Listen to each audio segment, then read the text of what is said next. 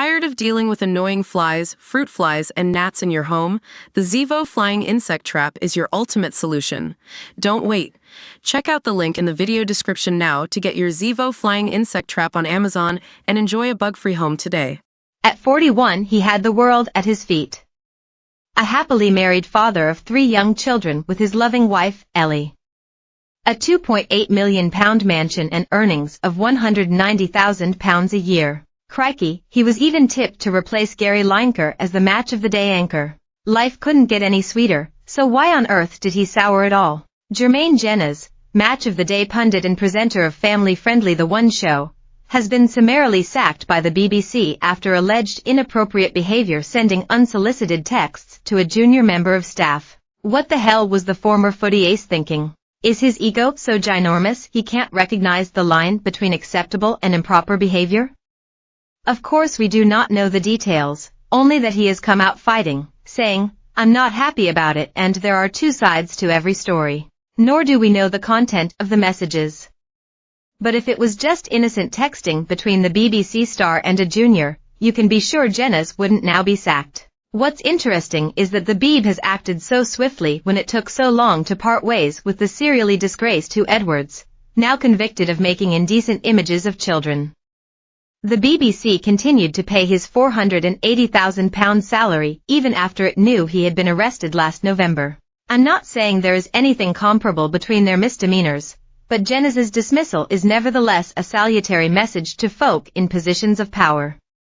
Because there is a history of this kind of behavior. I'm talking not just of Hugh Edwards. There was the Philip Schofield affair, a relationship with a young colleague that he admitted was unwise but not illegal, which cost him his job at ITV's This Morning. There are plenty of other examples, too. What I simply can't understand is why these people at the height of their success, people like Jenas, should risk everything to text a junior colleague. Why couldn't this former football hero keep his mobile zipped up? A father's devotion. Amid all the speculation as to what caused the tragic sinking of tech billionaire Mike Lynch's £30 million yacht Bayesian, comes one heartbreaking theory. That he died because he went downstairs to try to rescue his daughter Hannah, 18, whose body has now been recovered. We are only beginning to understand the truly loving and accomplished nature of the Lynch family, which makes the tragedy all the more poignant. Wish you weren't here, Madonna? The holiday picture in Italy of an exhausted, stooped Madonna clutching the hand of her young lover as if he's her carer must make even our material girl realize dating men half her age is not going to produce images she's likely to cherish.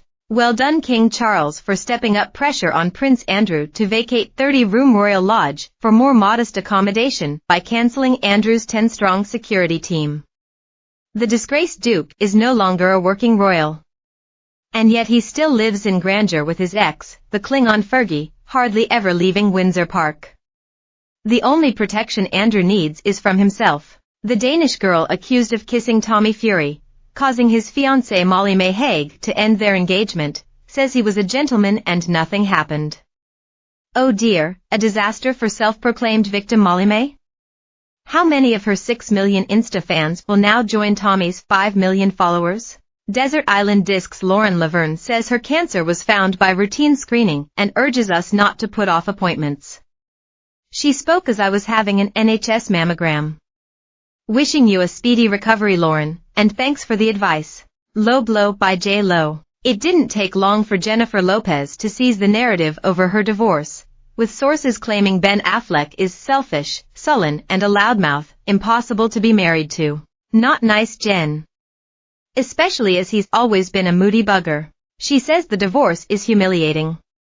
If anyone should feel humiliated, it's Ben, as, despite dire warnings from his mates, he fell for this desperate diva twice. Royal photographer Arthur Edwards, who first snapped Prince Harry in Diana's arms in 1984 and has traveled the world with him since, says after watching videos of the Prince and Meghan's faux royal trip to Colombia that he's never seen him looking so miserable. Our once favorite royal is bored to bits, fed up of this endless woke pantomime he now finds himself starring in, he says. Harry miserable.